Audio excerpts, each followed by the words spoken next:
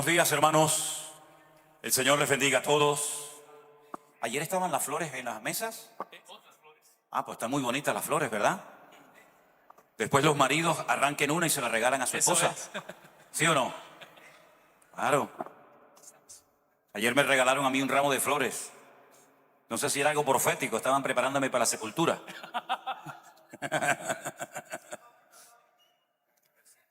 Sí, ahí está, sí. En Israel, en los cementerios no van a haber flores. Eso es una cosa que le impacta mucho a la gente cuando los llevo para que vean el Valle de los Huesos Secos. El Valle de los Huesos Secos es un cementerio que tiene más de 3000 años, donde hay, por supuesto, miles y miles de personas allí enterradas a las afueras de Jerusalén. La gente se sorprende de que no ven flores. ¿Saben lo que ven? Piedras. Porque las flores se marchitan, se echan a perder, ¿verdad? Pero las piedras permanecen. Entonces, cuanto más piedras hay encima de una tumba, más visitas han ido a visitar a esa persona, ¿no? Así que bueno, vamos a dejarlos muertos, ¿no? Porque si no va a oler mucho a muerto aquí arriba. Cuando llegue a España estoy pensando en montar un negocio, una tienda. Voy a vender café, productos típicos de Guatemala, de Honduras, de El Salvador. La habitación donde estoy parece, hermanos, una cafetería. Tengo un olor a café de día, de noche, cuando me levanto, cuando me acuesto. Por favor, no me regalen más café. Yo sé que ustedes saben que a mí me gusta mucho tomar café, pero me van a intoxicar. Me voy a hacer un drogadicto del café. Tengo café de todos los colores y tamaños. Hasta pulseras con granos de café me han regalado. En mi vida había tenido tantos paquetes de café. Así que gracias, pero no me regalen nada más. Mire, tengo ahí un regalo ahí adentro también para Elena. Qué barbaridad, qué cosa. Cada vez que hacemos un viaje siempre tenemos que comprar una maleta nueva porque no nos caben los regalos. Cuando mi nieto iba a nacer y fuimos a Estados Unidos, madre mía, nos regalaron ropa para ese niño hasta los 18 años. Una hermana vino toda contenta: pastor, tengo un regalo para su futuro nieto. Le trajo la camiseta, bueno, aquí lo llaman la playera, ¿no? La playera, la toalla, todo de arriba abajo. Y me dice, además está bordado con el nombre de su nieto, pastor. Digo, qué lindo. Entonces, cuando lo abrí, digo, ¿y a usted quién le dijo que mi nieto se llama así? Ay, no me diga, pastor. Digo, no, mi nieto no se llama Ariel, mi nieto se llama Adriel. A la mujer por poco le da un infarto. Digo, no importa, hermana, se lo ponemos al revés. Le ponemos el nombre para adentro. Bueno, gloria a Dios. ¿Están contentos, hermanos? Gracias al Señor.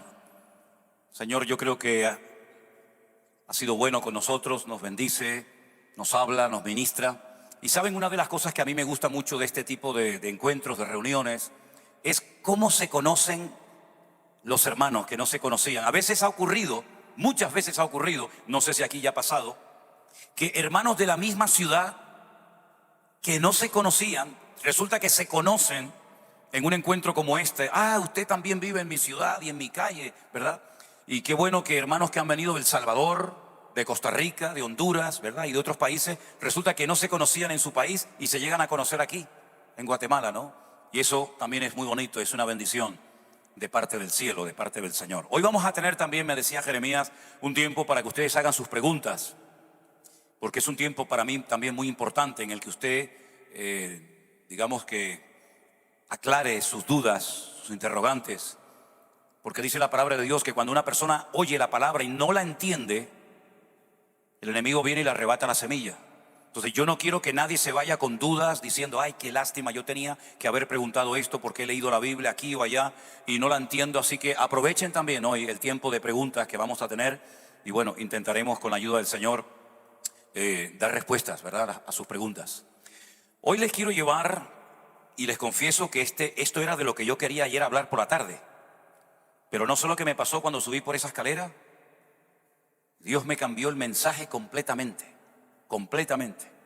Lo que yo quería leerles ayer era Apocalipsis capítulo 13, que lo vamos a leer ahora, pero el Señor sabe las cosas y me cambió el mensaje. En Apocalipsis capítulo 13, que es un capítulo muy importante de este libro, se nos da una información muy interesante acerca de dos personajes. Uno es una bestia, dice aquí el Apocalipsis en el lenguaje de Juan, que sube del mar. Y la otra dice que es una bestia que sube de la tierra. Son dos personas, dos seres humanos de carne y hueso como tú y yo. Son dos personas que en los últimos tiempos, en ese periodo que hemos denominado la gran tribulación, serán, digamos, protagonistas durante un tiempo de la historia. Esta primera bestia se conoce con el nombre, como lo vimos ayer, de el hombre de pecado, el hijo de perdición, el inicuo, el cuerno pequeño, así lo llama Daniel, el anticristo, así lo llama Juan, y recibe diferentes nombres. Porque ustedes saben que en la Biblia el nombre es algo muy, muy importante. A veces se le pone el nombre a un niño porque es bonito, o porque admirabas a un artista o a un futbolista o sabe Dios a quién, y coges el nombre de esa persona y se lo pones a tu hijo o a tu nieto. Pero cuidado con los nombres, porque así como todos tenemos un código genético que nos distingue, que nos diferencia el uno del otro, espiritualmente hablando, nosotros con nuestros nombres podemos atraer o podemos alejar ciertas y determinadas bendiciones en la vida. Hasta el punto, este tema es tan importante que Dios en varias ocasiones le cambió el nombre a varias personas. Tenemos, por ejemplo, el caso de Abraham o Abraham, como se llamaba inicialmente. Un hombre que nació en medio de una sociedad idólatra y pagana. Y allí lo que se hacía era que cuando una familia recién había tenido un niño, lo sacaban en una noche estrellada al desierto. Los astrólogos, los sacerdotes o los adivinos de la época miraban al cielo y ellos, en base a lo que interpretaran o a lo que creyeran que era así, le ponían el nombre al niño. Y a ese niño le pusieron el nombre Abraham, que significa en español, en castellano, Padre enaltecido. Cuando este hombre recibe un llamado de parte del Dios creador del cielo y de la tierra, para que abandone el lugar de su residencia, su familia, todo, incluso renuncie a su posible herencia, el Señor le dice que salió sin saber a dónde iba. Ahora, la Biblia en el Antiguo Testamento en hebreo no estaba dividida como nosotros hoy en día la tenemos en capítulos y en versículos. Lo que han hecho los judíos durante siglos es tomar diferentes porciones de la Biblia y ponerles, más que un número, ponerle un nombre. Y entonces cuando dicen, por ejemplo, Noah, pues saben que es la porción que habla de Noé y del diluvio, ¿verdad? O cuando habla de la porción Bereshit, pues te está hablando de la creación y de todo lo relacionado con Adán, con Eva y todo eso. Pero hay una porción del libro del Génesis que se conoce con el nombre de Lej Lejá. Lej Lejá, la traducción literal es un poco rara porque significa sal para ti mismo.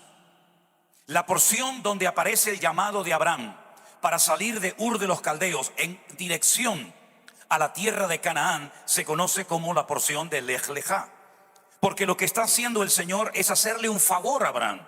Sal para ti mismo. Es decir, si no sales, si no eres capaz de desprenderte de ciertas y determinadas cosas que te están atando, no vas a ser un hombre bendecido. Y si no eres un hombre bendecido, difícilmente podrás bendecir a otras personas. Porque uno da y transmite lo que tiene, no lo que no tiene. Por consiguiente, Dios le está haciendo un favor a Abraham. Lo está liberando, lo está desatando de cosas que a veces atan a los seres humanos. Como por ejemplo el trabajo, la familia, la cultura, las tradiciones, la religión, etcétera, etcétera. Dios, repito, le está haciendo un favor a Abraham diciéndole, sal, acostúmbrate a otro modelo, a otro estilo de vida.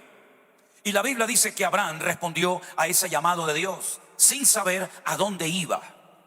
Ahora, cuando los hijos abandonaban el hogar del padre mientras el padre vivía, perdían toda posibilidad de herencia.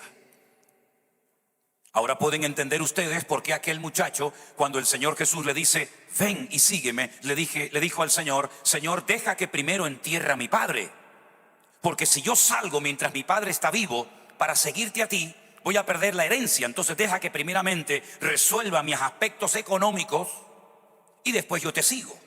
En otras palabras, quiere seguir al Señor, pero a su manera, poniendo él las condiciones en vez del Señor que lo está llamando. Y el Señor le dijo: deja que los muertos entierren a sus muertos. Y no fue capaz, como Abraham fue capaz, de renunciar a todo por un llamado divino y convertirse en un hombre obediente y comenzar una aventura de fe.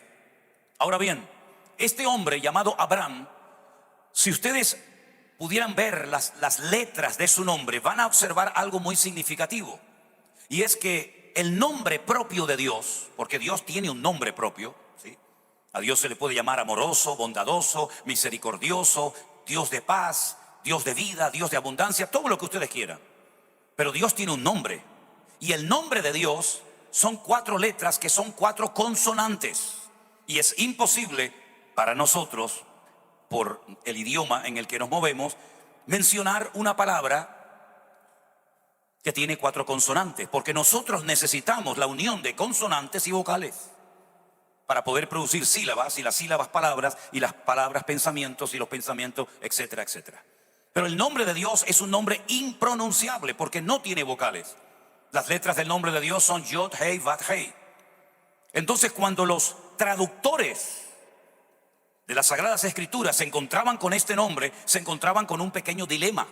Por ejemplo, el sacerdote católico español llamado Casidoro de Reina, cuando él decide en Europa traducir los textos originales de la Biblia al castellano antiguo, que ya no se habla hoy en día, cuando él llegó a ese nombre, él tuvo que hacerse la siguiente pregunta: ¿cómo traduzco el nombre de Dios? Ahora, hubieron unas personas a lo largo de la historia, siglos después de Cristo, que se conocen con el nombre de los masoretas. Los masoretas fueron personas que le pusieron vocales al texto bíblico. Y esas vocales no son letras, sino son puntos, 3 puntos en diagonal, 3 puntos en horizontal, una raya, etcétera, etcétera. Todos esos símbolos de puntuación forman vocales. Hay varias A's, varias E, varias O, varias U, distinto, ¿no? Hay unas que son más largas, hay unas que son más cortas. Y cuando ellos llegaron al nombre propio de Dios, el Yod, Hei, Vav, Hei, le pusieron letras, pero de una forma incorrecta, para que no supiera la gente, o para que no fueran capaces de pronunciar correctamente el nombre de Dios. Porque como los judíos tienen prohibido hasta el día de hoy pronunciar el nombre de Dios, cuando ellos llegan a ese nombre, que lo saben pronunciar perfectamente, ellos dicen Hashem. Hashem significa el nombre. Ha es el artículo, Shem es nombre, el nombre. Entonces ellos no dicen Jehová es mi pastor, sino ellos dicen el nombre es mi pastor, ¿verdad? Que el nombre te bendiga, etcétera, etcétera. Entonces pusieron letras equivocadas, y hay momentos en los que ese nombre propio de Dios se lee como Jehová y otros momentos se lee como Yahvé. Por eso hay muchas Biblias, versiones Nácar Colunga, donde aparece el nombre Yahvé, que son habitualmente las Biblias que se utilizan, digamos, dentro de un contexto católico. Generalmente las Biblias que utilizan los evangélicos o los grupos protestantes suele decir generalmente Jehová, y otras Biblias simplemente lo que dice es el Señor. En Italia, cuando yo iba las primeras veces a predicar, me preguntaban ¿qué es eso de Yahvé? ¿Qué es eso de Jehová? Porque no lo entendían, porque ellos en sus Biblias no dicen ni Jehová ni Yahvé, sino dicen el Eterno es mi pastor, el Eterno estará conmigo, ¿verdad? Ahora bien, el nombre de Dios aglutina, tiene en sí mismo los tiempos verbales del verbo liyot, que es el verbo ser. En hebreo no existe el tiempo presente del verbo ser. En nuestro idioma sí. Yo fui, yo soy, yo seré. ¿Sí? En hebreo yo puedo decir yo fui o yo seré, pero no existe el yo soy. Por consiguiente, cuando una persona habla sin el verbo, te está hablando en presente. ¿Por qué no existe el verbo ser en primera persona o en presente? Porque el presente es continuamente cambiante. Si yo digo hola hermanos, lo acabo de decir ahora mismo, pero eso forma parte del pasado. Si yo digo Dios les bendiga, lo acabo de decir ahora mismo, pero ya han pasado unos segundos desde que lo dije hasta ahora. Por lo tanto ya pasó. Como en Dios no hay sombra de variación y Él es un presente continuo y no cambia, es el mismo ayer, hoy y por los siglos, presente, pasado y futuro. Siempre Dios es una línea recta que no varía. Si Él dijera yo soy, automáticamente al salir esa palabra por su boca ya no eres, sino ya fuiste. Por eso no existe el tiempo presente del verbo ser. Hay nombres en la Biblia donde aparece alguna o varias letras del nombre propio de Dios en algunas personas. Pero en la vida de Abraham, que es del que estamos hablando, no aparece ninguna letra del nombre de Dios. Por eso su matrimonio no era un matrimonio bendecido. Por eso no podían tener hijos. Por eso no eran productivos, porque Dios no estaba en sus vidas.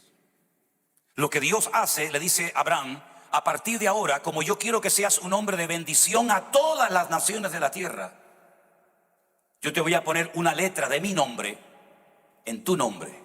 Y coge Dios la letra Hey y le dice: a partir de ahora no te van a llamar Abraham, sino te van a llamar Abraham. Y automáticamente el valor numérico de su nombre crece y automáticamente se convierte en un hombre productivo y en un ser de bendición, porque ahora tiene a Dios en su vida. ¿Qué es lo que trae riqueza a nuestra vida? Nuestro patrimonio. Te equivocas. Te sientes fuerte y seguro porque tienes dinero, porque tienes una buena cuenta bancaria, porque tienes una cuenta en Estados Unidos, porque manejas dólares, tienes una buena renta. No seas necio. Todo eso lo puedes perder en cuestión de minutos. Pero la bendición de Dios nada ni nadie te la puede quitar en esta vida. Lo que enriquece nuestra vida es la presencia de Dios en nosotros. He conocido gente multimillonaria. Una sola persona tiene más dinero que todos nosotros en esta mañana en este lugar. Pero sin embargo son personas sin paz, personas inseguras, personas infelices. Miren los 5 que murieron ahora, como si fueran ratas en el océano. $250,000 pagaron para ir a ver las ruinas del Titanic. Parece que ese barco está maldito. Sigue muriendo la gente cuando navegaba y sigue muriendo la gente cuando ya no navega.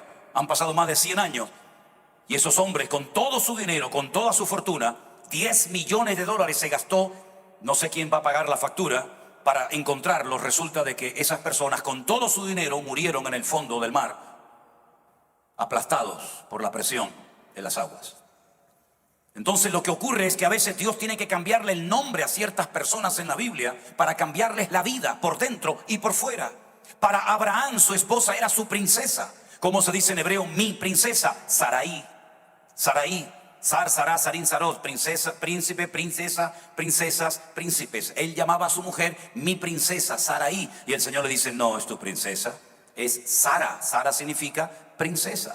No es tu posesión. El marido no es el dueño de la mujer no es el dueño del marido, los padres no son los dueños de los hijos no son dueños de los padres, no somos dueños de nada. Nuestro dueño, nuestro amo es el Señor.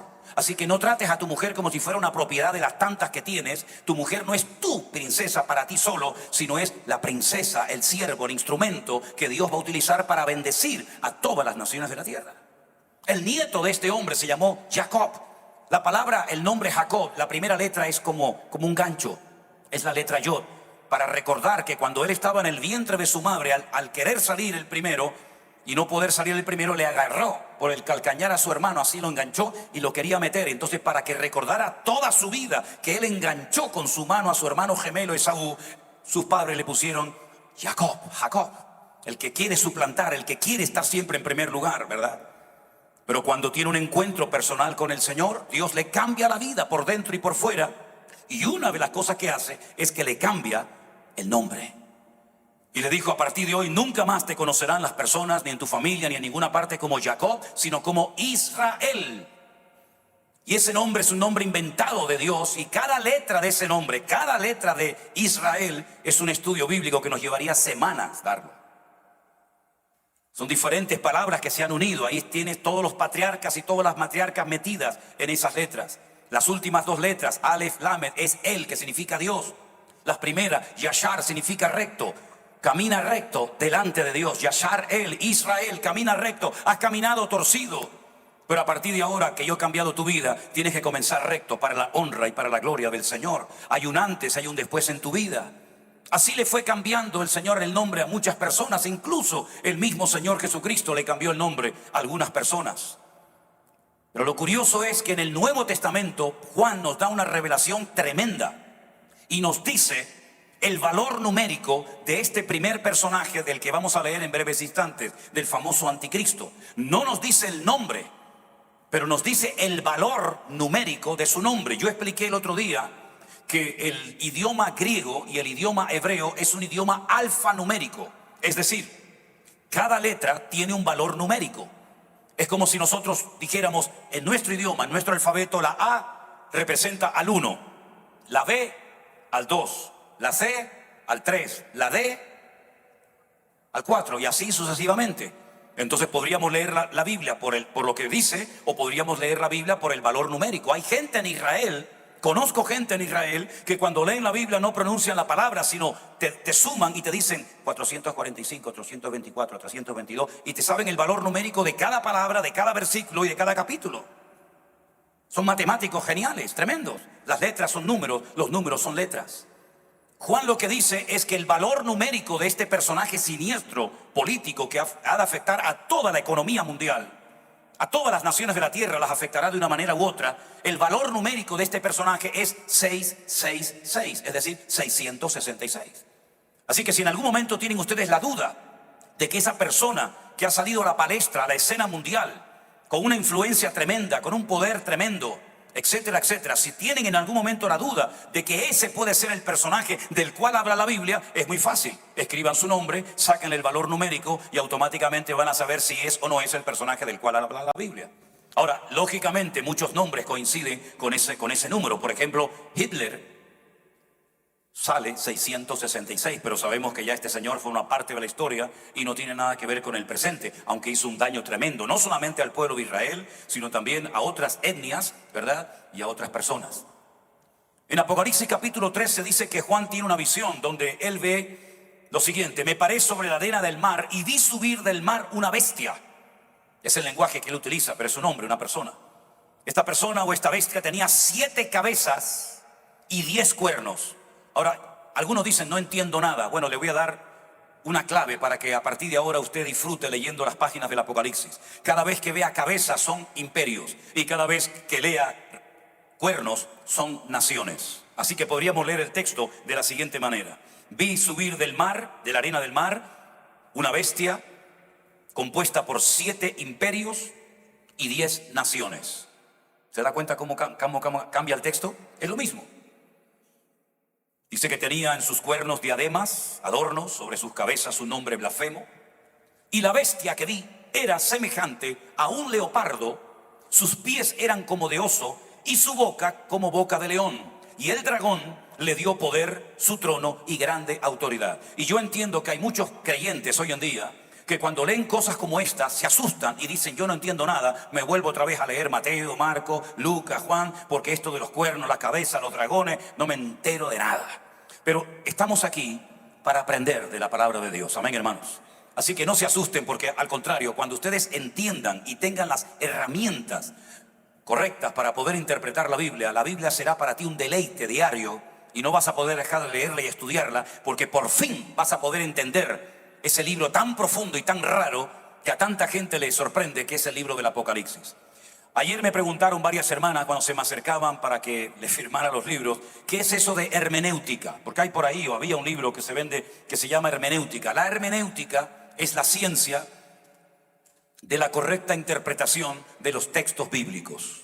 Es decir, usted se encuentra con esto, un animal, una bestia, con 7 cabezas, con 10 cuernos, que dice que es parecido a un leopardo, que sus pies son como de un oso, su boca es como un león. Luego hay un dragón que le da poder, trono y grande autoridad. Y lógicamente, si usted no tiene los elementos, las herramientas de la hermenéutica para poder interpretar correctamente esto, usted no va a disfrutar de la palabra de Dios. Y yo lo que quiero es que ustedes se enamoren, no solamente del Dios de la palabra, sino de la palabra de nuestro Dios. Para poder entender muchas cosas del libro del Apocalipsis, último libro de la Biblia, hay que conocer algunas cosas que se nos dicen en el Antiguo Testamento. Por ejemplo, hay 2 capítulos que no los voy a leer por cuestiones de tiempo, pero sería bueno que ustedes detenidamente los leyeran. Uno es Daniel capítulo 2 y otro es Daniel capítulo 7. Cuando ustedes puedan, tranquilamente, detenidamente en sus hogares, lean estos 2 capítulos que les van a venir muy bien para poder entender, por ejemplo, el capítulo 13 del Apocalipsis. ¿Qué nos relata a grosso modo el capítulo 2 del libro de Daniel? Hay un rey llamado Nabucodonosor, rey de Babilonia. Tiene un sueño Y al día siguiente llama a todos sus sátrapas, astrólogos, adivinos, sabios, etcétera, etcétera, y les dice: anoche tuve un sueño que me perturbó, porque sé que algo significa, pero no sé lo que significa, no sé cuál es la interpretación de dicho sueño. Así es que quiero que me digan lo que significa el sueño que yo tuve. Los que estaban alrededor de él, mira, lo peor, digo entre paréntesis esto, lo peor que puedes hacer en la vida, es una opinión personal, lo peor que puedes hacer en esta vida, si tienes un cargo político, religioso o de la índole que sea, es rodearte única y exclusivamente de lo que nosotros en España, perdonen si la expresión no suena bien aquí, disculpen, son de pelotas. Es decir, de personas que por no perder el cargo y el puesto y el sueldo, te van a decir a todos: sí, sí, sí, señora, sí, sí, sí, señor, sí, sí, sí, aunque sabes que están equivocados, pero te van a decir a todos: sí, sí, Juana, sí, señor, como usted diga. Lo peor que te puede pasar es que te rodees de personas que para que tú te sientas bien, te tienen que decir a todos sí y nunca llevarte la contraria. Eso es lo peor que te puede ocurrir. Yo necesito personas a mi lado que me amen y que me respeten de tal manera que si ven que me estoy equivocando, que se atrevan a decírmelo. Que no me digan: sí, pastor Manuel, sí, sí, pastor, lo que usted diga, sí. No, ¿cómo que sí, pastor? Yo no soy perfecto. Yo no soy un padre perfecto. Pregúntenselo a mis hijas. Yo no soy un marido perfecto. Pregúntenselo a Elena. Yo no soy un pastor perfecto. Ya ustedes lo saben perfectamente. Cometo mis errores.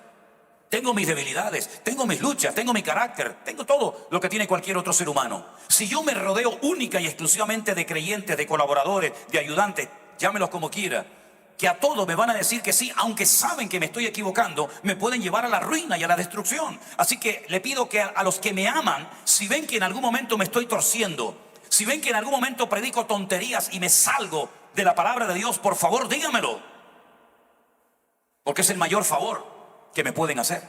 Pero los reyes, los césares de Roma, los faraones en Egipto solamente se rodeaban de personas que le decían cosas dulces y bonitas y agradables. Miren, por ejemplo, algunos reyes de Israel. Dice que cuando iban a ir a la guerra llamaban a sus profetas, no a los profetas de Dios, sino a sus profetas, a los que ellos pagaban. Y usted sabe que hay un refrán que dice que el que paga, manda. Si yo te contrato como profeta, no se te ocurra profetizarme y decirme cosas malas, porque te saco del trabajo. Entonces, ¿voy a ganar la guerra? Sí, mi rey, usted va a ganar la guerra. Y el enemigo va a ser derrotado, Señor. Y era mentira, era todo falso. Resulta de que las personas que rodeaban a Nabucodonosor le dijeron: cuéntenos, oh rey, el sueño y nosotros le daremos la correspondiente interpretación. Y Nabucodonosor dijo: no, hoy lo vamos a hacer de una forma diferente. Hoy vamos a cambiar el sistema. En vez de yo contarles a ustedes el sueño y ustedes inventarse una interpretación que sea dulce a mis oídos, cuéntenme primero el sueño que tuve y luego me lo interpretan. Y todos le dijeron: ¿cómo que te contemos nosotros el sueño que usted tuvo? ¿Y cómo vamos a saber nosotros lo que usted soñó? Dice: bueno, si ustedes son tan poderosos y tan sabios y tienen tantos poderes espirituales, no les va a costar nada averiguar, descubrir el sueño que yo he tenido. De esa manera me daré cuenta si ustedes verdaderamente son verdaderos o son falsos. ¿Qué le parece, hermano? Tremendo, ¿no? Una vez iba manejando en mi auto y puse una emisora y salió estas emisoras de estas que la gente llama para consultas, ¿no? De tarot, y yo, mi mujer me dice: ¿pero para qué escucha esas cosas? Digo: para reírme, para reírme. Llamó una señora: hola, buenos días, ¿cómo se llama usted? Juanita Pérez. ¿Está casada o soltera? No, estoy casada. ¿Tiene hijos? Sí, tengo 3. ¿Y de qué horóscopo es? Soy de Sagitario. Claro, ya le has dado tanta información. Yo le hubiera dicho: no, dígame usted cómo me llamo. Dígame usted si estoy casada o soltera. Dígame usted el color de ojos y de pelo que tengo. Dígame usted si tengo hijos. Dígame usted de qué signo soy. Y después empezamos a hablar. Una persona que no sabe ni cómo te llamas te va a solucionar la vida. Tan bajo hemos caído los seres humanos que nos fiamos de una persona que no sabe si estoy casado, soltera, viuda, separada o desesperada. Y usted me viene a mí a arreglar la vida, hágame el favor. Y encima le pagan, encima le dan dinero. En fin, la torpeza humana no tiene límites, ¿verdad? Nabucodonosor dijo: o me contáis el sueño o os mato a todos. Entonces Daniel, que vivía en el palacio porque había sido llevado, digamos, secuestrado, cautivo a Babilonia, dijo: oh rey, dame tiempo, deme tiempo, no se precipite, no tome una decisión en la ira. Yo siempre digo que hay dos momentos en la vida en los que una persona nunca tiene que tomar una decisión: cuando estás enfadado o cuando estás desanimado. Cuando estás enfadado o desanimado, cualquier decisión que tomes te va a pesar. Cuenta hasta 10, relájate y mañana hablamos. Daniel dijo: deme tiempo y si Dios quiere, mañana yo le contaré el sueño y su correspondiente interpretación. Ok. Durante la noche Daniel oró junto con sus amigos y el Señor le reveló el sueño, y al día siguiente le dijo: rey, lo que usted soñó fue lo siguiente. Usted vio una estatua enorme, gigantesca, cuya cabeza era de oro. El pecho y los brazos eran de plata. El vientre y los muslos eran de bronce. Y las piernas y los dedos de los pies eran de hierro mezclado con barro. Cuando Nabucodonosor escuchó eso, se quedó temblando y dijo: es verdad, es verdad, eso fue lo que yo soñé. Increíble. Y Daniel le dice: ha sido el Dios del cielo el que me ha dado el sueño y también la interpretación. Y le dijo: la cabeza de oro representa su reino, su imperio, Babilonia. Pero después de que usted muera, sus sucesores, su imperio caerá y se levantará otro imperio que será el de los medos persa, representado por la plata en la figura. Pero ese imperio también caerá y se levantará un tercer imperio que representa el bronce, que son los griegos. Y finalmente el imperio griego también caerá y se levantará un cuarto imperio, que será el imperio representado por el hierro y el barro, que será el imperio de Roma. Claro, cuando Nabucodonosor oyó el sueño y escuchó la interpretación, imagínense la reacción de este hombre. Bendito sea el Dios de Daniel, que le dio la interpretación y ordenó que nunca nadie dijera nada en contra del Dios de Daniel, sino más bien todo lo contrario. Lo engrandeció, lo bendijo y bueno, ahí quedó la cosa. Pero si usted va al capítulo 7, ahora no es el rey Nabucodonosor el que sueña, ahora es Daniel el que sueña. Y Daniel sueña con un león con alas, con un oso, con un leopardo con 4 cabezas y con una bestia terrible que todo lo que pisaba lo destruía. Y entonces le pide al Señor sabiduría para entender qué significa esa visión, y es exactamente la misma interpretación. Lo que pasa es que Nabucodonosor como rey ve la grandeza, ve la majestuosidad, el oro, la plata, el bronce, ¿verdad? Pero Daniel ve la realidad espiritual de esos imperios. El león alado representa Babilonia. Cada vez que usted vea por ahí un león alado, un león con alas, representa al imperio de los babilónicos, que ya no existe evidentemente, cuya capital central era Nínive. El oso representa al imperio de los medos persas. Los persas todavía siguen existiendo, son los de Irán, los iraníes, no son árabes. Los iraníes son persas y los medos son los kurdos, los que todavía siglos más tarde siguen reclamando un territorio a Turquía, ¿verdad?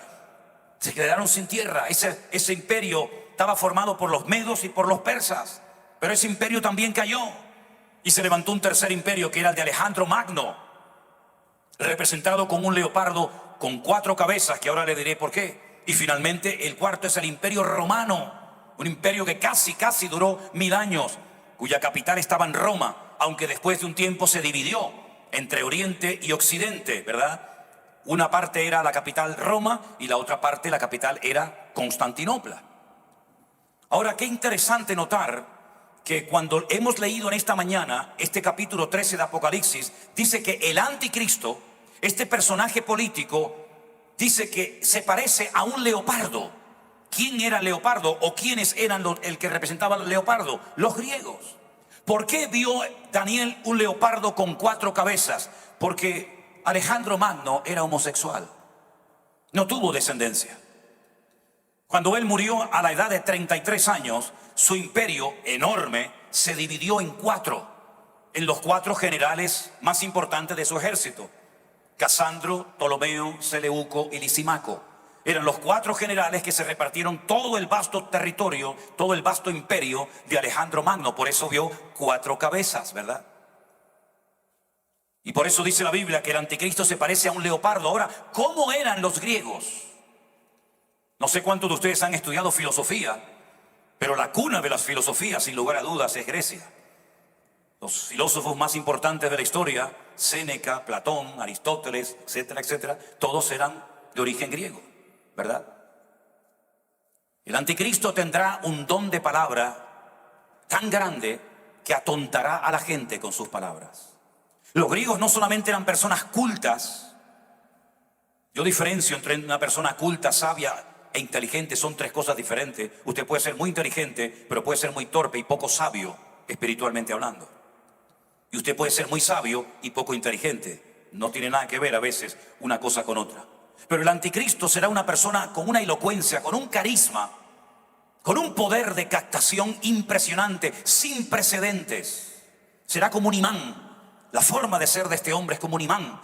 Algo tiene que atrae a las masas y las vuelve locas y las lleva a la ruina. Pero no solamente los griegos eran personas que le daban mucha importancia al tema de la filosofía, sino que ellos fueron los inventores, los creadores de las Olimpiadas. Ellos eran hedonistas, hacían culto del cuerpo. Y hermanos, estamos viviendo en una época en la que el cuerpo es más importante para algunos que cultivar la mente. Donde yo vivo, en Tenerife, en las Islas Canarias, hay 10 gimnasios. Alrededor de mi casa hay 10 gimnasios. Y usted ve por la mañana a esos muchachos que entran a esos gimnasios, que yo no sé de dónde sacan esa musculatura. Todo el santo día comen porquerías, comen polvitos para no sé qué, se inyectan no sé cuánto todo el día con las pesas para arriba. Parece el culto al cuerpo. El cuerpo es lo más importante. Hay gente que se ha muerto por no querer engordar ni un gramo, ¿verdad? Hay personas que son esclavas de su cuerpo. Personas que se ven al espejo y se enfadan con el espejo, cuando el espejo lo que proyecta es la realidad y no lo que a usted le gustaría. Hace gracia cuando algunas hermanas vienen a sacarse alguna foto y le dice al que le va a sacar la foto: sáqueme guapa, sáqueme bonita, sáqueme flaca. Y yo la miro y le digo: tiene que orar, hermana, y ayunar más. Tiene que orar un poquito más si quiere salir bailada, ¿no? Así será el anticristo, una persona con un carisma que le dé mucha importancia. Ahora, es curioso que aquí no lo leemos, pero en Daniel dice que el anticristo, no sé cómo usted puede interpretar esto, yo se lo dejo ahí a su libre albedrío, dice que el anticristo no hará caso del amor de las mujeres. Se puede interpretar de diferente forma, ¿no? Pero dice que a las mujeres no les prestará ninguna atención. Es un dato muy significativo del anticristo. El libro de Daniel también dice que no honrará ni adorará al Dios de sus padres, sino que adorará a un Dios que lo llama en la versión en español el Dios de las fortalezas. Esa parte del texto está escrita en idioma arameo, y en arameo dice Alá Maozín. ¿Qué le parece? Hoy en día hay naciones que no tienen prácticamente nada, salvo arena, y debajo de la arena petróleo, que son capaces de poner de rodillas al mundo entero. Y en esas naciones usted sabe a quién se honra y a quién se adora, ¿verdad? Probablemente hará una alianza con el mundo árabe para obtener recursos para la guerra que la va a hacer. Lo dejamos ahí en punto suspensivo, ¿verdad? Los griegos fueron los que inventaron la democracia. Todo eso viene de la cultura griega, y el anticristo es una mezcla de todos esos imperios, de todas esas características de los imperios que recién les acabo de mencionar. Dice que se parece a un leopardo, a un griego, pero dice que sus pies, su forma de actuar es como la de un oso. ¿Quiénes representan al oso? Los medos persas. En otras palabras, se parecerá también un poco a los persas. Si usted oye hablar a un persa, hablan muy dulce, son muy melosos a la hora de hablar, muy finos, no es como el árabe, que es un idioma muy brusco, ¿verdad? Sino que el persa es un idioma muy envolvente, ¿verdad?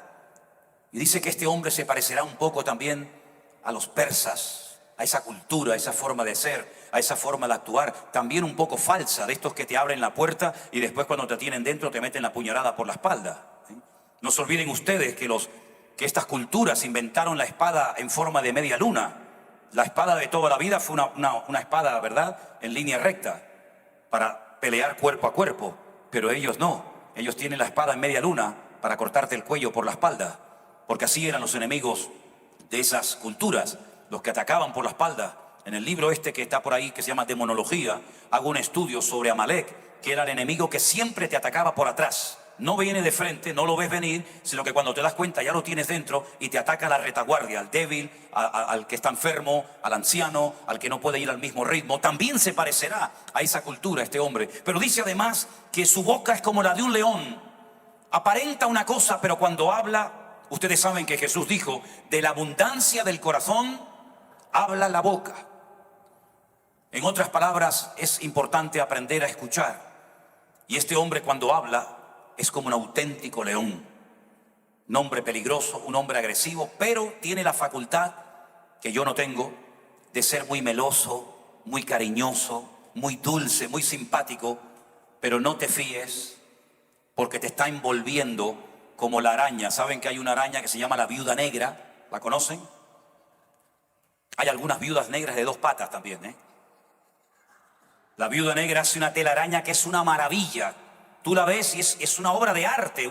Parece mentira que un bichito tan pequeño haga algo que es una joya, es una maravilla. Entonces los machos, los tontorrones de los machos, van atraídos por el olor que desprende la señora, la araña, perdón, y la telaraña. Entonces el macho va y entonces cuando entra porque ella hace una danza, ella se pone a bailar. Entonces claro, el macho se le cae la baba y va allí. Entonces la hembra, cuando llega el macho, le mete un picotazo, le hace ¡pam! Le mete un picotazo, lo traspasa y hace... Lo absorbe, se lo come y coge el caparazón y hace así, ¡pam! Y lo tira como un trofeo de guerra. Espero que no haya ninguna viuda negra aquí en esta mañana. Así será el anticristo. Muy meloso, muy carismático. Incluso dice la Biblia que hará milagros. Milagros, señales y prodigios. Mentiroso, porque no se olviden que el texto dice que el dragón, que es el diablo, que es Satanás, le va a dar poder, un trono y grande autoridad. Y uno dice, pero esto suena como a ciencia ficción, porque como ustedes recordarán, yo dije el otro día que el anticristo no se levantará de Centroamérica, así que estén tranquilos, hermanos. El anticristo no se levantará de Norteamérica, ni tampoco de Sudamérica. El anticristo, según la Biblia, se levantará de lo que ocupaba antiguamente el vasto territorio del Imperio Romano, que era toda Europa, por supuesto incluido España, donde estaba finis terre, el fin de la tierra, toda Europa, ¿verdad? Todo el Medio Oriente y todo el norte de África, los países de África, Libia, incluido Marruecos, etcétera, etcétera. Y ahí se levantará del antiguo territorio romano, de ahí se levantará el anticristo, ¿verdad? Y es curioso porque las 2 guerras más terribles y destructivas de la historia de la humanidad, ¿dónde se llevaron a cabo? ¿En Latinoamérica? ¿En Norteamérica? ¿En África? En Europa. Primera Guerra Mundial, millones de muertos, un continente arrasado. Pero es que la segunda fue peor que la primera. Se calcula que murieron entre 63 y 70 millones de personas durante los años que duró la Segunda Guerra Mundial en Europa. De ahí que muchos españoles, franceses, alemanes, italianos, etcétera, vinieron a Argentina, vinieron a países de Latinoamérica, como por ejemplo Venezuela. Mis padres vinieron a Venezuela, mis bisabuelos vinieron en barco de vela a Cuba, ¿verdad? Porque el continente europeo estaba totalmente arrasado. ¿A dónde voy? A Italia está destruida, Alemania peor. ¿A dónde vamos? No había comida, no había trabajo, no había nada. Era ruina, era miseria, era pobreza, era hambre, era desolación. Familias enteras destruidas, 6 millones de judíos exterminados, en fin, un desastre. Ese continente que quedó destruido 2 veces, hoy en día es uno de los lugares más prósperos del mundo. Tenemos una misma moneda, fíjense qué milagro, ¿verdad? Ayer fui a tomarme algo a un sitio y cuando me dieron el cambio, me dieron soles. Moneda de Perú. No sé si fue queriendo o sin querer, pero así era Europa hace años. En España la peseta, en Italia la lira, en Francia el franco.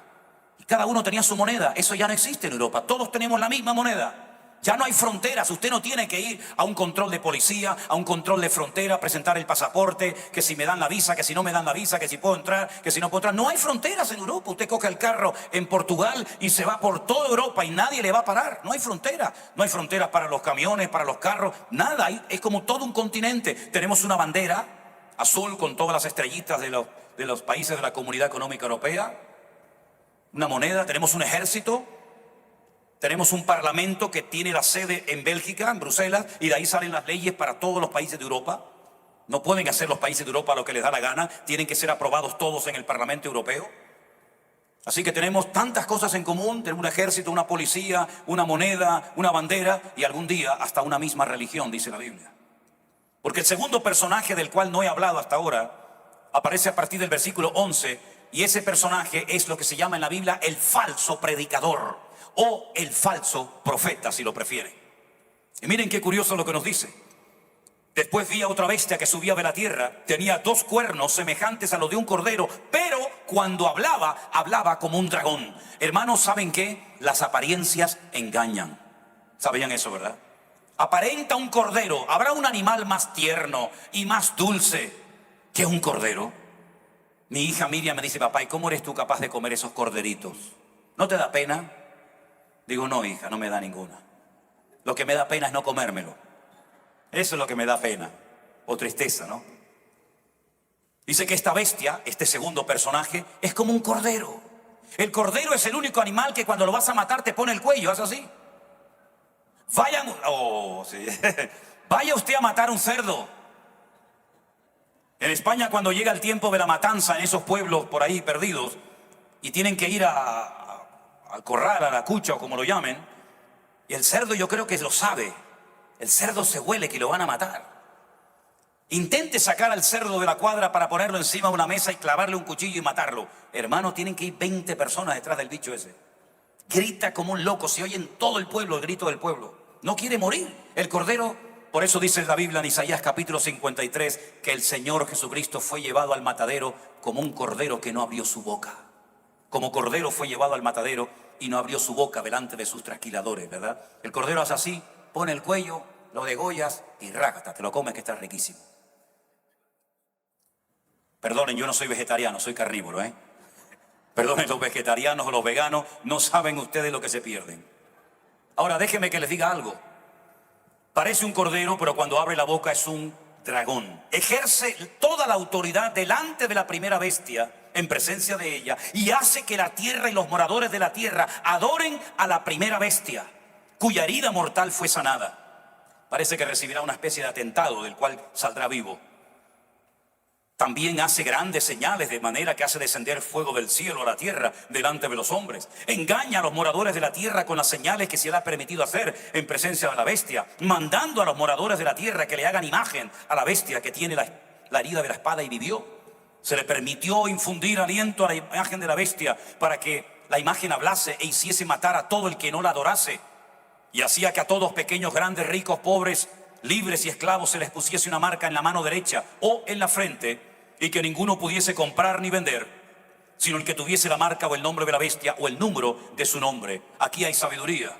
El que tiene entendimiento cuente el número de la bestia, pues es número de hombre y su número es 666. En este capítulo no se nos dice no se nos da toda la información acerca de este segundo personaje, pero en otros capítulos de Apocalipsis sí nos dice dónde va a tener su sede central este personaje llamado en la Biblia el falso profeta. Esta información no me la estoy inventando yo, está en la Biblia. Si tienen algún problema, discutan con Dios. Yo no escribí nunca la Biblia.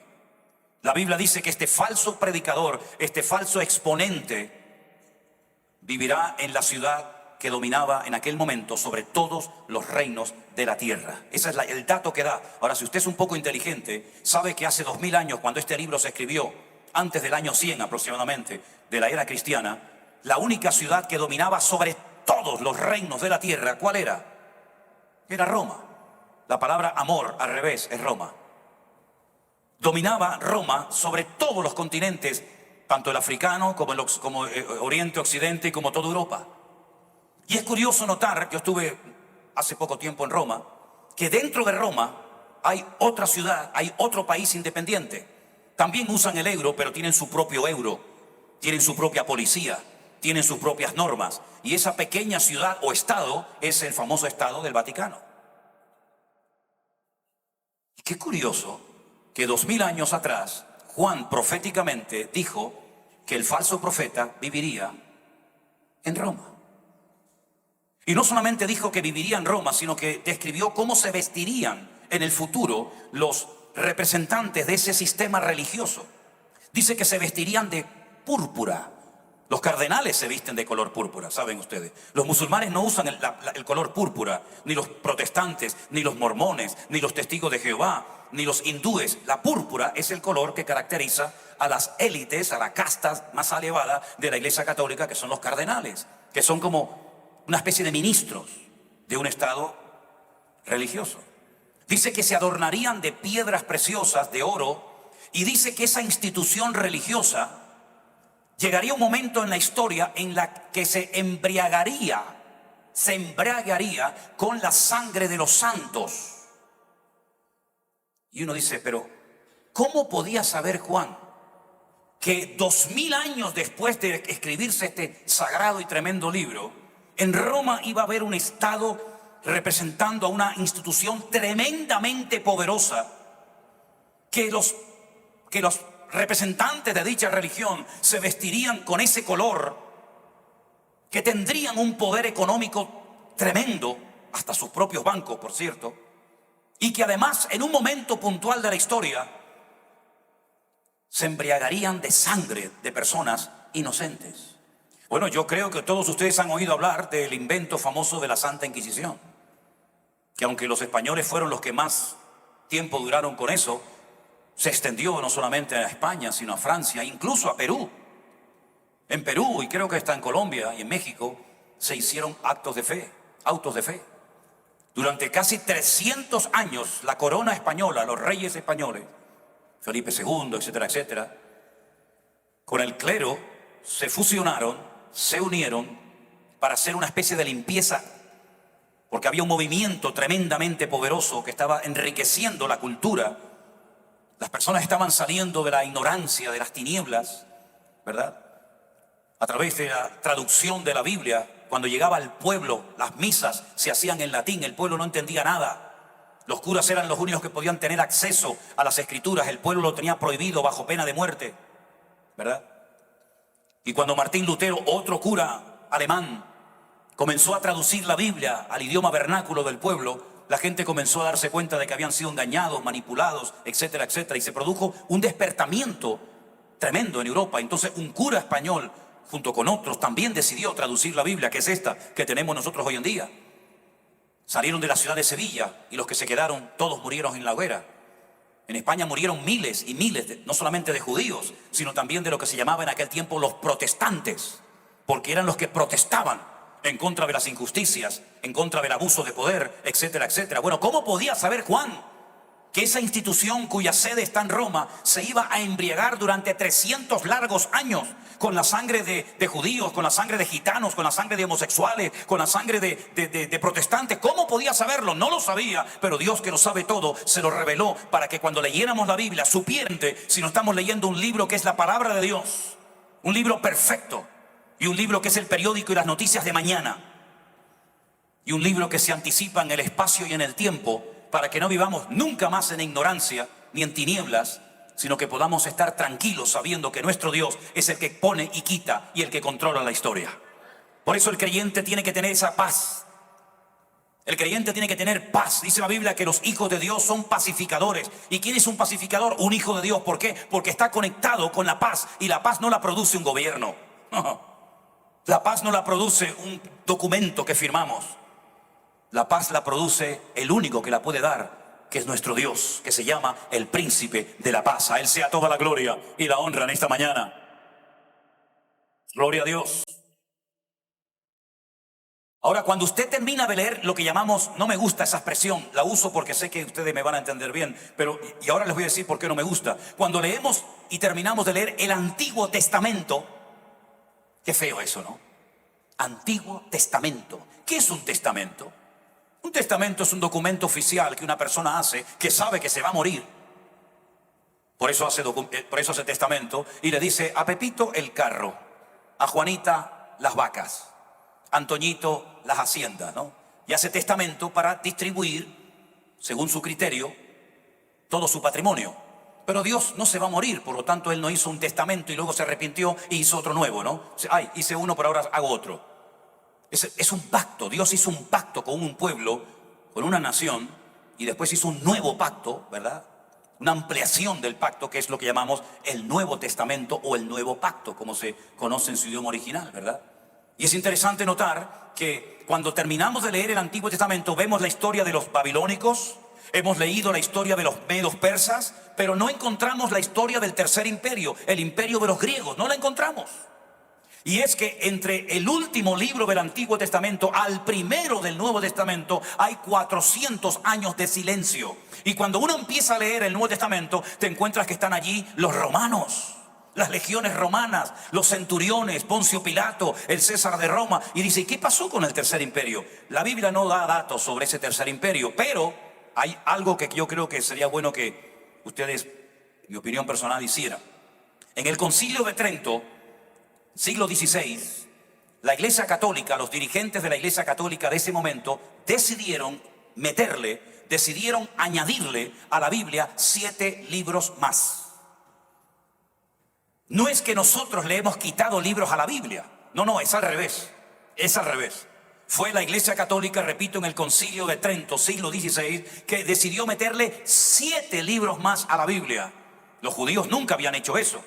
Las Biblias protestantes tienen 66 libros, las Biblias católicas tienen 72. ¿Qué son esos 7 libros añadidos? Es lo que se conoce como libros apócrifos. Libros que no cumplían las condiciones estrictas para poder formar parte del canon, para poder formar parte de los libros aprobados para estar en la Biblia. Ahí está el libro de Tobías, está el libro de Judith, está el libro de Sabiduría, pero hay 2 libros que yo les recomiendo que los lean. Y es los libros de Primera y Segunda de Macabeos. ¿Quiénes eran los macabeos? La palabra macab significa martillo en hebreo. Ellos no se llamaban los macabeos. Ellos se llamaban Judas, se llamaban Simón, se llamaban Jonathan, pero los conocían como los Maccabi, como los que golpeaban a los griegos para volver a recuperar la vida religiosa y espiritual del templo de Jerusalén. Ahí se cuenta esa historia que queda en silencio en la Biblia, y ahí se habla de un tal Antíoco Epifanes. Qué nombre tan raro, ¿verdad?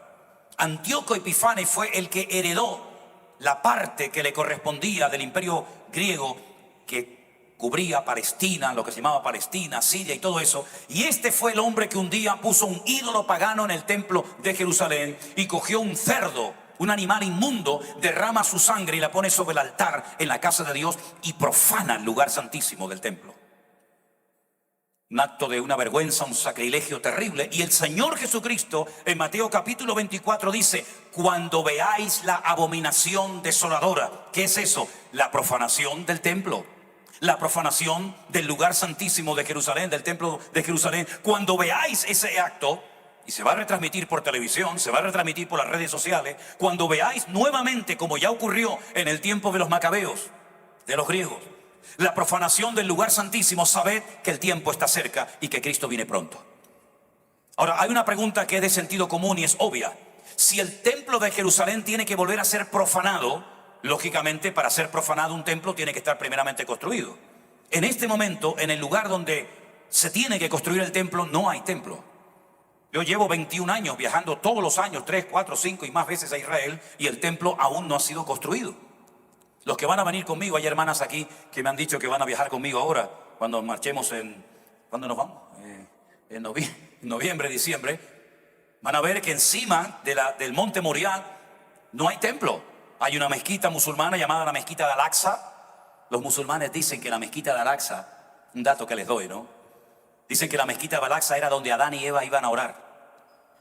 Pero ¿cómo van a orar Adán y Eva en la mezquita de Al-Aqsa si el Islam nació en el 600 después de Cristo? En fin. Y luego está el domo de la roca.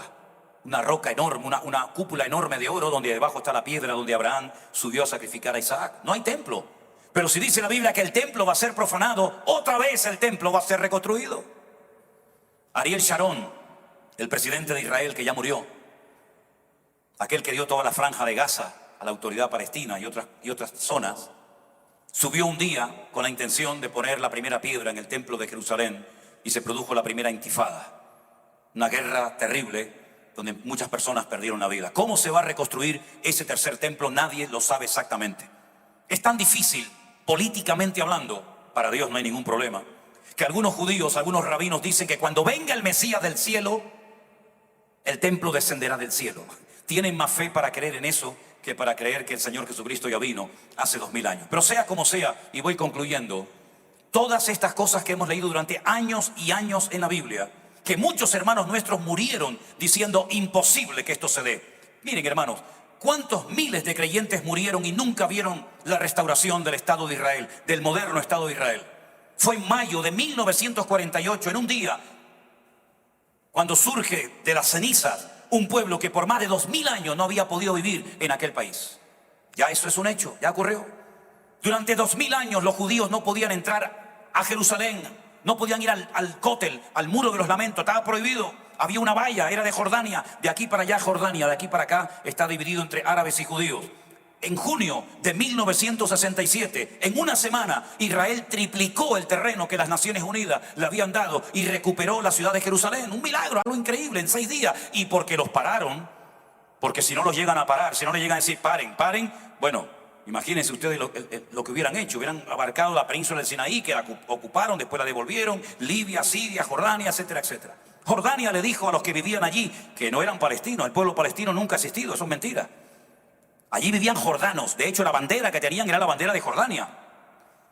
El rey Hussein de Jordania le dijo a los habitantes de Palestina en aquel momento: salgan del país unos días, que nosotros vamos a atacar a esta gente, los vamos a tirar al agua, al mar Mediterráneo, para que se mueran todos ahogados, y cuando les hayamos vencido, entren otra vez. Perdieron la guerra y los que se fueron nunca pudieron volver. ¿Qué les parece? La historia demuestra que la Biblia no es un mito ni una historia fantasiosa, sino que la Biblia es la palabra de Dios. Y uno puede ver que cosas que se escribieron hace 2000 años, las estamos viendo nosotros hoy en día. Cuando hemos leído en la Biblia, todo ojo le verá, toda rodilla se doblará. ¿Cómo es posible, verdad, poder transmitir en tiempo real la venida de Cristo, la aparición del anticristo? Bueno, hermano, ¿usted sabe la cantidad de gente que está viendo esta reunión en tiempo real ahora mismo? Gracias a la velocidad de la luz, 300.000 kilómetros por segundo, podemos estar en tiempo real en España, en Alemania, en Japón, en China, y sabe Dios en cuántos lugares más.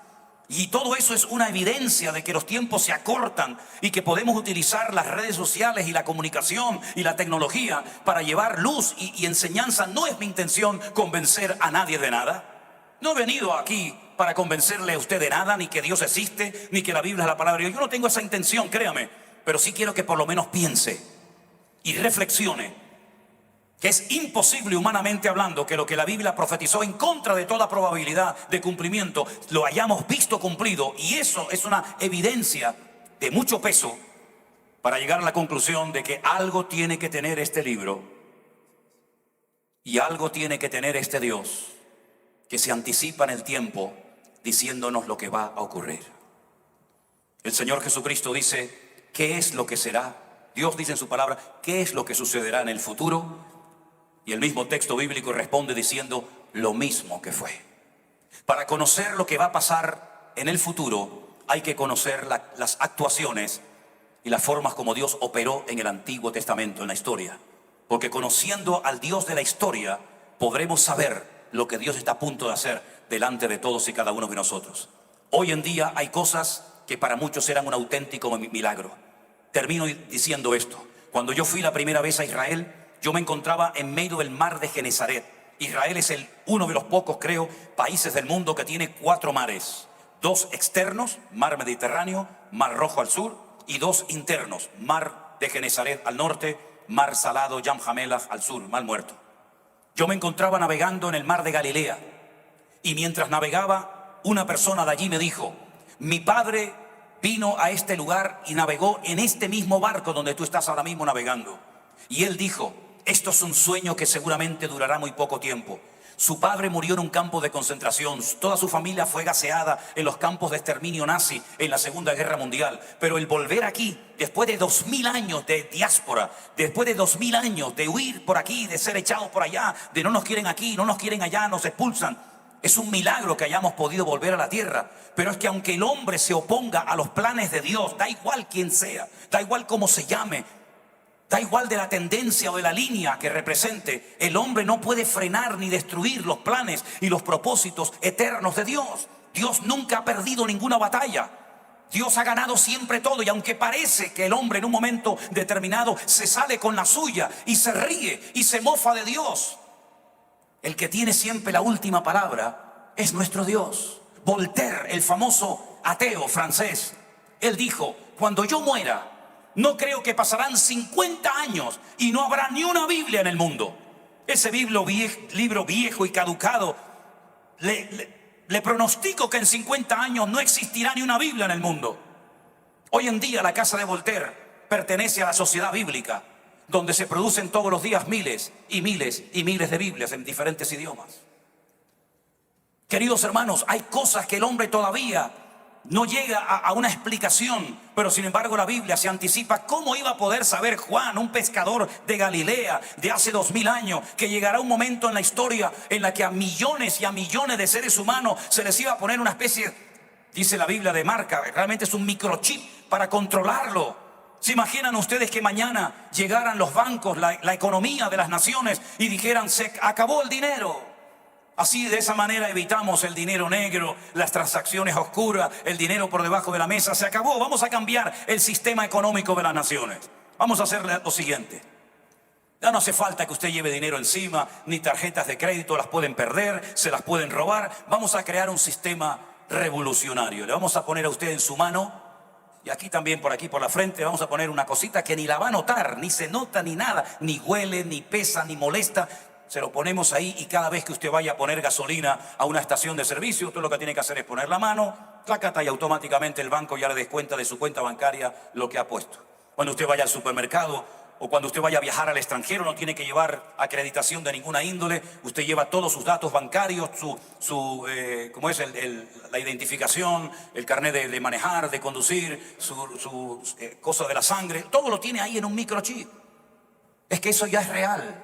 Los perros que yo he tenido, las autoridades españolas me obligaban a ponerle un chip por si se perdían o por si mordían a alguien. La policía le pasaba una maquinita y decía: este perro es de este señor y vive aquí, está vacunado, no está vacunado, etcétera, etcétera. Ya eso existe hace años con los animales. El otro día, cuando fuimos a predicar a la cárcel, ¿qué nos hicieron? Llegamos allí y nos hicieron aquí.